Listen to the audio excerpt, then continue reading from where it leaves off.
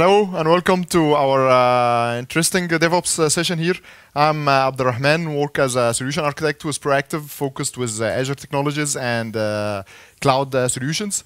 And I'm very glad to have Igor here, our very skilled colleague, to talk about DevOps. Can you introduce yourself? Yes, hello. My name is Igor Demyanov, and I'm a senior developer at Proactive, working mostly with Office 365 and Azure-related projects.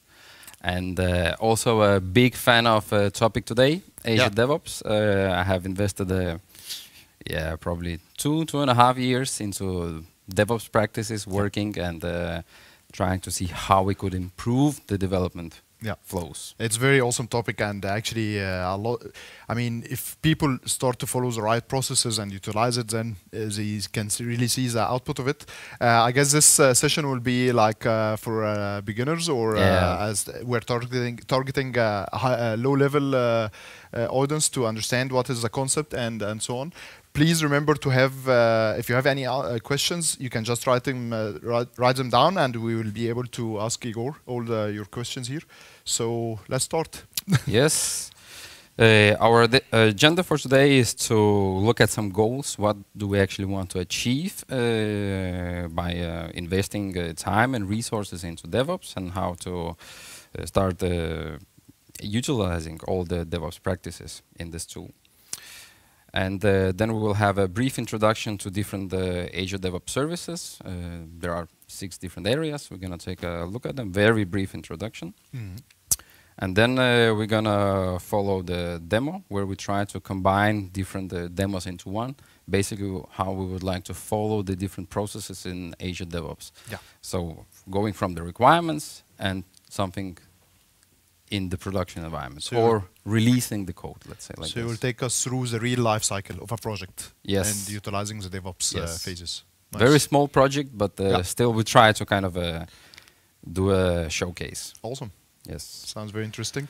Yes. So if you go to the goals, what do we actually want to achieve with this? We would like to establish a process that all members of the team would benefit, and not just for this project, but also they would actually take things that work good and take them to the next project.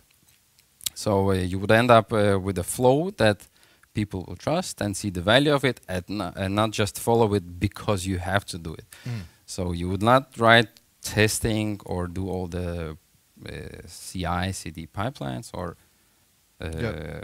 specification breakdown and so on, because you have to, but it's actually because you believe in it. So I always ask these stupid questions, you know, just to brainstorm about the concepts and make it clear and more presented. So again, I'm a developer. I live a happy life. I can just have my source code by myself. I get the task, I execute it, I deploy it myself. What's wrong with that? I'm a happy guy. Why do you want me to follow all your processes? What do I gain here?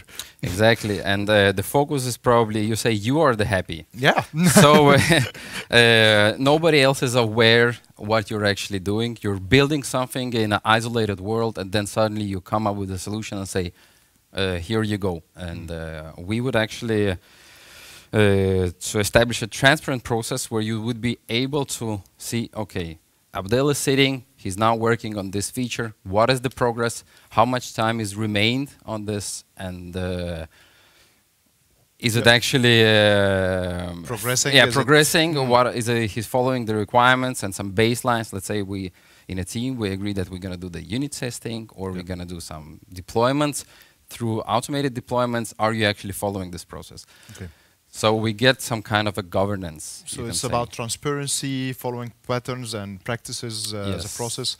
And also, I guess that if I move out of the project and come back in 6 months, then we have somehow a documented process on how I can get back to this project and execute my deployments and my source code, how to access my source code and so on. And also, if you follow the process, then we can actually shift you maybe with another guy or add another guy. You can't do that. Yeah, no.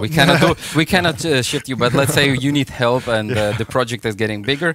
And if we get a copy of you and put it on a project and he knows the same processes, then it's easier to adapt to the project. Sounds very good. Sounds very good, yes. Yes. And then we would like to also improve collaboration and productivity. Who doesn't want that? everybody wants to improve it. So basically, you want to actually focus on the features that you develop and not on the way how you ship those features. So once you have established the way to deliver those features, you need to actually produce the code or whatever it is, new functionality. And you don't need to focus on how this functionality will be done in the future. Yeah. And we come to the next point, consistent and automated ways to test, build, package, and release the code. Yeah. Of course, it's an initial investment. Time, it takes time. You need to identify what are the processes and how to follow them. But once it's done, you are ready to start shipping features. And also, I guess it's also a more secure way, because if you have your pipeline established, then you can actually track your deployments, you can see your releases, and you can also see who have access to trigger a deployment job to which environment. Is it production? Then it's only the IT people who are allowing deployments to production and so on. Exactly. Yeah. And you also eliminate this human factor, actually. Once you, maybe the customer doesn't want to share the credentials to their production or test environment. So they can just type those in and mask them in the tool, and you will just utilize them without knowing what they are. So as a developer, I don't have to ask IT about the password anymore, and I don't have to have people looking in my code if I have any secrets forgotten and all that. It's just automated for me, and people, the right people can approve the new deployments to the right environments. Exactly. Yeah. And this leads to more frequent and reliable deployments, as we just discussed. Yes, very good. And as a developer, I'm also, or as an architect or whoever is writing this, you will also get feedback and the review. So if I'm sitting as a developer developing something, I would like to merge this code into production. I would also have the process, it's referred as a pull request, and somebody will actually have to review this pull request. So it's not only me, depending on my own skills and so on. If I say, okay, I will make a judgment of myself, say, this is good code. Actually, I'm able to assign this change to you. You will review it. Maybe you will learn something from it, or you will come back and say, okay, maybe you need to fix here and there. And I will learn also from this. So it's a continuous process. So that's actually a very good point. Back to my, like, I cannot stay alone in my solo development as an only developer. Now I can collaborate with other developers, make them look at my code. We share our knowledge, and everybody kind of aligned on how we are doing our programming and all our source code. And then once we all agree as a team that this is the right approach, it's bug-free, we can ship it. Exactly. Yes, nice. Yes. Nice. So, and these are actually, you can say, the minimum requirements or goals that the organization would like to achieve when they invest time, money, resources into Azure DevOps. And DevOps practices. And what is actually Azure DevOps? For those who doesn't know, it's a portal provided by Microsoft where you can, how you can say, there is a set of services that provides you or supports or can support your development projects from the initial phase where you define your requirements, specifications, and it will also help you to define, manage, and execute projects. Okay. And we start with the first area, that's the Azure boards. That's actually where you... So it's not like a GitHub where because again, if we are talking high level, the way GitHub could just only be a place where you store your code, but what you're saying that Azure DevOps is more than that. It contains a code and other components that, that help me develop, or? Yeah, well, original GitHub was also as a code repository, you could thought, but now they're adding new features. They are actually more aligning, and it's also owned by Microsoft. So now they are aligning, and at some point probably Azure DevOps will move into GitHub. That's the messages that Microsoft has been sent. Okay, so it's not only a source code, it's a set of tools that we will walk us through now. Okay, perfect. And we start with Azure boards. That's where you define your requirements, you do your capacity planning and your sprint planning, and this is also where you can do some reporting. And the next area would be Azure pipelines. This is where you define your pipelines to package the code, test it, build it, and eventually publish it as a package somewhere, and then release it to production, test, development environments. Yep. There is an area called Azure Service Azure repos. Here you would usually store your code or documentation, and you would also have a chance to implement some quality checks, such as pull requests or branch policies. So you could actually, for example, protect your master branch from editing files directly. Even if you're a project administrator, you try to open it, and it will say there is a branch policy. You're not able to do that. Of course, you can override this as a project administrator, but still there is some quality checks. So what you're saying here is that as a junior developer, the third component you're showing from the slide will basically be my place where I store my code, and I can protect it so other people cannot just override my code or change it without me reviewing their changes. Yes. So it's a very nice way to protect also our source code. Yes. Yes. And then you would also like to actually test the features that are shipped by your developers or your Scrum teams. And there is an area called Azure Test Plans. You could create your test plans, which will target a specific sprint or a more general release, and then you could write your test cases over there. Another area is called Azure Artifacts, where you could publish your packages. Let's say if your team produces NPM packages or NuGet packages or some other kind of packages that would be shared across your organization, then you would. So this is basically where I store my deployment package. Well, not actually. For certain components. Yes, you can say that. Let's say you're building some components that are going to be used different places in your other project or other components. Then you could create one component, ship it to the artifacts service. So it's more like the common libraries or the common tools that we use in the organization can be published here. Yes. Yes. And if somebody would like to learn more about those, here is the link. And now we would move to. So just to quickly summarize the 5 components here. So we have a place to store our backlog, and then we can also we have 5 tools: one for the backlog items, one for storing the code, one for actually creating the deployments and how we deploy the code, one for actually storing all our libraries or the packages that is produced by our pipelines or by our releases. And finally, we can also have a place where you can see a report about how your code quality or the tests that are running based on your code base. Yes. Yes, awesome. Okay. So basically, you have a tool that can support the entire software development lifecycle. Perfect, perfect. Sounds very good, yes. And now we will go into demo. And there are some prerequisites that I have already created, so we can speed up the process a bit. But these are still very valid points that are worth mentioning, because as a developer or as a architect, you should know how are things configured. Yep. Because you would like to maybe advise your colleagues, or maybe at some point you need to set it up. In most cases, our customers would set up these things by themselves, but sometimes maybe you need to actually help them and set it up. So based on the project requirements, I guess it's different. Those prerequisites are different from one solution to another. Yes. In your case, I guess you're showing us some Azure components. In this case, we will try to create an Azure function, and this is basically a serverless server where you can write your event-triggered or event-driven code, and it will do something. Depends on your logic. Yeah.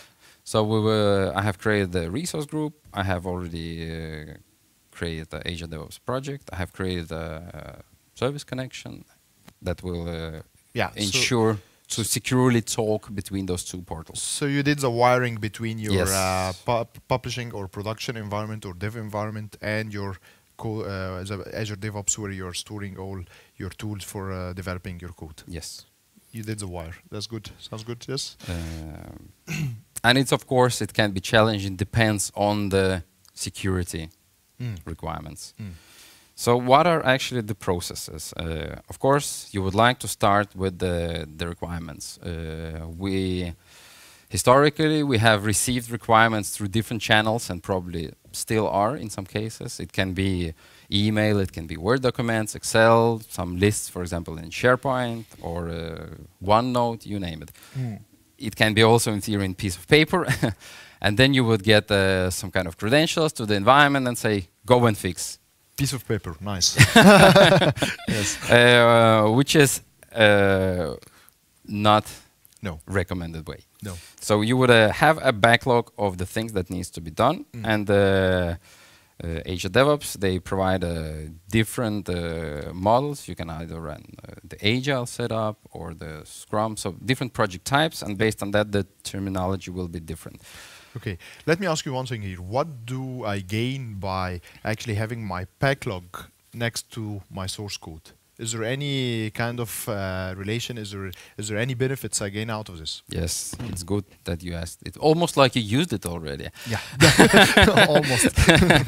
So what you can get out of it, you can actually link your code, your features to your backlog, and basically create a trace of who did the work, what has actually been done, how much time they spend on it. Roughly, it's based on the estimates, but still. And then you will also see when it was released to environment, who approved it, and so on. Wow. So you get a nice process overview. So that's a lot of transparency. So for every feature that I create in the backlog, I can actually track all the code changes and how it was deployed. Yeah. Nice. And you cannot do that in email. No. Yes. No. In the old school I did. But yeah. So you would define something called user stories. Of course, if you need to go on different levels, there are different levels, but most common is the user story. And this is not done by developers. It's done by, let's say, the customer or by a product owner or business consultant. So in collaboration of those different roles, they produce a backlog. And as a developer, we would actually like it to be as a type of user. I want some goal so that I can perform my work. Yeah. So of course there is many project there is many ways to run a project, and I guess we are speaking about the Scrum way of doing things, but there is many processes, and I guess all the processes kind of fit with Azure DevOps. It depends on how you're running the project and how your project management is working. Yes. So, and here I have a very basic overview. So now I'm actually in the Azure DevOps. I have created my project called Azure DevOps Broadcast, and already I have some features and some PBIs on the board. So this is done prior we can start the development. So this is basically your first component we're speaking about. This is your backlog. Yes. You have already created some of the items that you would like to create in this sprint or this release. Yeah. Yes. And in this case, I just, I would like to create some infrastructure for the Azure components, and then I would like to actually write some services. And then once this is done, you could actually start. If it's a bigger team, then you can start sprint planning, another process in Scrum, and then capacity planning. And Azure DevOps provide the tools. Yes. So if we go back, and I'm in a different tab. I'm in a sprint planning. Yep. Over here, I can add. I can open the user story. I can read it, and then based on this information, I can start breaking down it into smaller chunks. Yeah, so it's actually also have a dashboard that's quite nice. And you can do the capacity planning. So let's say you put 100 hours in a sprint, but if you don't have manpower to do it, then you will see that you will not succeed with those features. Okay. So it provides you an overview. Nice. So And also you can get some nice graphs how you're processing or progressing on the job. So let's say I put total amount of 13 hours. My capacity was 9 or 10 hours, and I was actually able to do this. But so as a product owner or a Scrum Master, I can actually forecast how's our sprint is running and if we will meet our goals, and I can actually see also the performance of our team. And also plan the capacity. If some people are on vacation or something, then we can not overload or stress or have high expectations for our release this time. Exactly. Quite nice. Yep. And then once we already have planned it, then we actually can start developing. And I already created some Git repositories. You can think about it as a containers where my code is. Yep. And usually we talk about we will not create it in a master branch. We will create a separate branch, and we advise to follow some branch naming conventions. In this case, I have a feature branch prefix and a bug prefix. Yep. This will be used further on in the process when we're going to talk about continuous integration. But we can try to create a branch for one of the codes. I have a task, add another HTTP function. I will move it to active. Sweet. Yep. And I will create a branch. So I have already some existing code base. I will just create a new one. Feature 62. Another new. Oh, now I can spell. So while you're adding, I guess now we are taking the code base and taking a copy of it so we can add our new feature code to it and still having a protected place, which is a master for the current production version. Yes, so Yes. we by accident don't destroy something that is placed over there. Yep. So now I have created my own version of the master, and I can just grab this locally. Now it's a bit technical, but we are out of this very soon. We are writing code. Nice. We are writing code, yes. But since I'm a developer, we cannot avoid this. No, it's fun. Yes, it's very fun. So now I'm actually pulling this new changes locally. And just for the showcase purpose, I will just add A new feature. a new feature to this. And that's okay. I'm not going to change anything. It's just the code provided by Microsoft, so it can be Yeah. As a served start. as an example. Yeah, so you don't start in the blank. You already have some kind of template that you can follow. And now, let's say I already done with this. I can add this feature. So I would write feature, add it, another function.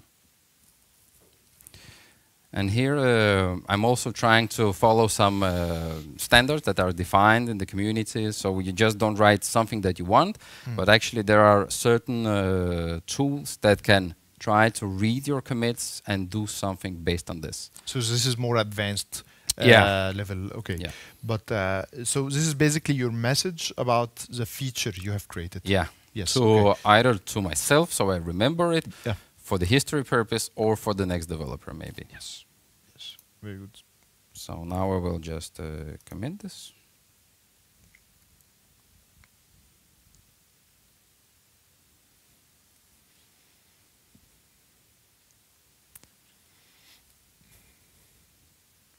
Yeah. So now it's you're pushing it to the Azure DevOps, I guess, repository. Yeah. And we can see that it has been synchronized to the remote, to Azure DevOps Services. And now I'm ready, let's say, to create a pull request. This is as a quality check. What is pull request? Pull request is that now I would like to merge my changes into production. So basically, the production is still running as it was without my feature. Now I'm saying I want to merge this change into production. Right. And if we go back to the flow, so it means that now we have added actually some commits. And now we would like to create a pull request. And so now you're merging back your copy to the original base. and it's already deployed. modified with new features. Yes. So I can review what's been modified or added in this case, and create. And since I have configured some quality checks, Yep. I can see a list of policies on the right-hand side. I can see that I have set up that always when I do the pull requests or when I pull new features into master branch, there has to be work items. So somebody requested this. So it's not just me out of the blue adding new features to the production. And by work item, you mean something from the backlog. It's Yes. a feature It's that is yeah. being executed in the backlog. Yes. And then I would like to, let's say if I assign this to you, then I would like to have that all the comments are resolved. So even, let's say, if you have some comment, then I need to actively either reply or take an action on this. This is the part where you mentioned that we will collaborate. So Yeah. you, as a developer, have made your code. You need somebody else to look at your code, and then you can collaborate on it. And by comments, you mean that there isn't the pull request is free of any comments, and now we all agreed on this is the right base of the code and it's bug free. So let's move on with it. Yes. Yes. Okay. And then I can see that the build is running and it should be ready by now. So what it does, it makes sure that my code is buildable, testable, and I have not broken any previous feature, because now I didn't write any tests, do some time constraints, but the previous code had already some tests. And I can see that these are passing. So my code will be merged into master branch once I have approved it. So now, ideally, it would be another developer, but since we don't have another developer in this case, so it will be myself. Okay, so you mentioned that in your pull request here you have defined some policies. We have a question here from Steen.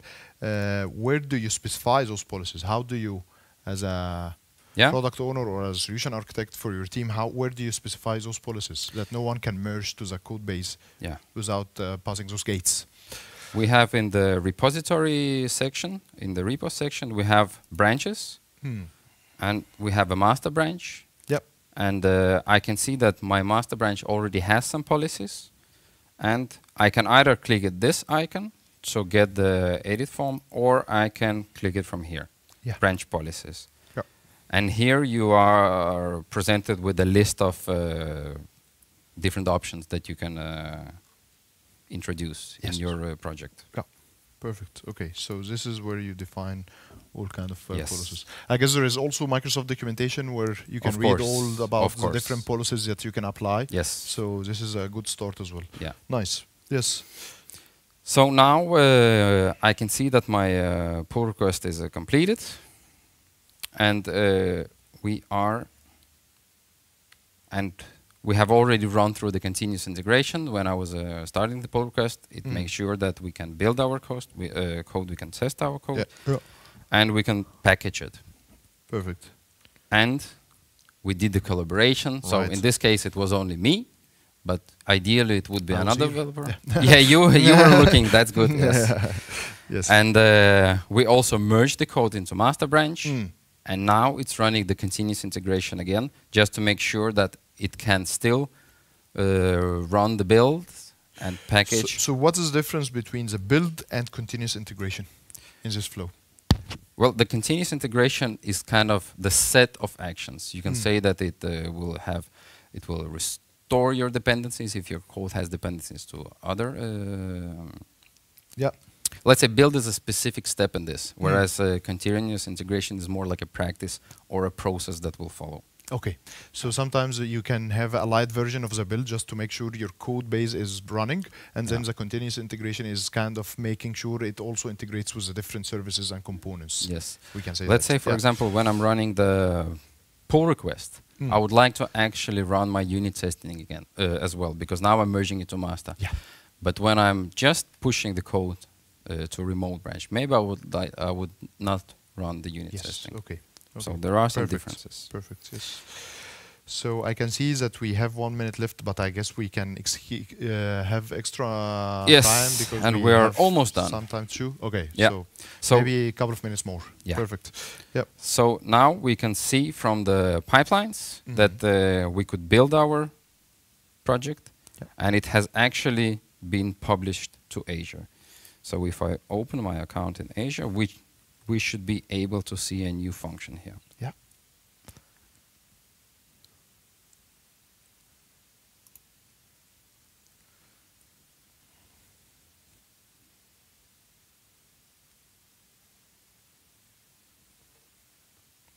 Let's wait a bit.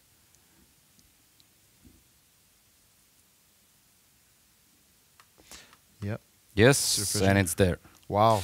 So That's- basically, we have deployed something to Asia without actually me knowing what's going on. I only focused on the code, and I don't know how it's put into there.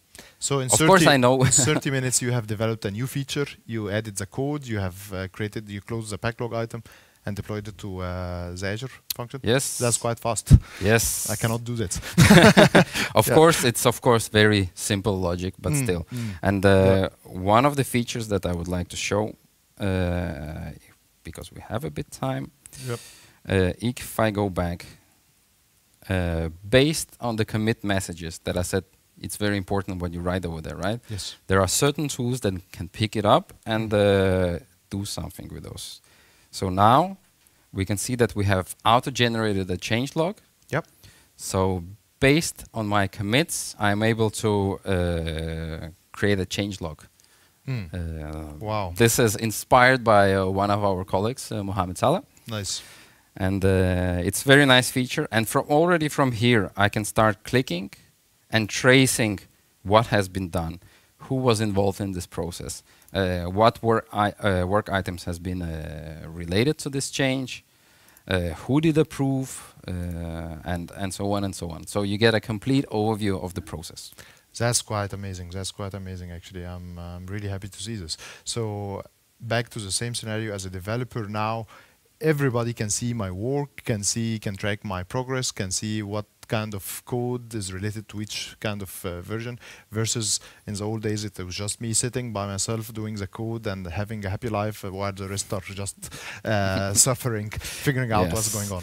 And of course, there are huge benefits, right? Yep. So if all of us follow this process, it will be very easy to switch developers. Of course, you cannot switch the knowledge of individual developers. But if everybody would at least try to follow the process, it would be much easier to start the project. We don't need to discuss a lot of practicalities. When we start. Yeah. Because you will have your opinion, I would have my opinion. If you would use a common opinion that is also backed up by some other companies, engineers and so on. Yeah. So and also the policy part is also quite nice, because once all the team have agreed and this is the right approach, then you can actually define the policies. So you actually have gates to pass through before actually deploying your stuff. Yes. Yeah. Fantastic. I think we are done with right. Am I right? Yeah, is there anything to do? I think so. I think of course it was. The time is out, but yeah, and it was very basic introduction. So yeah, but it's great. I'm quite happy to see and learn from you. So it's awesome. Well, if you have any questions or follow up, please just forward to Igor, and I guess he would be happy to answer. And until then, see you next time. Bye.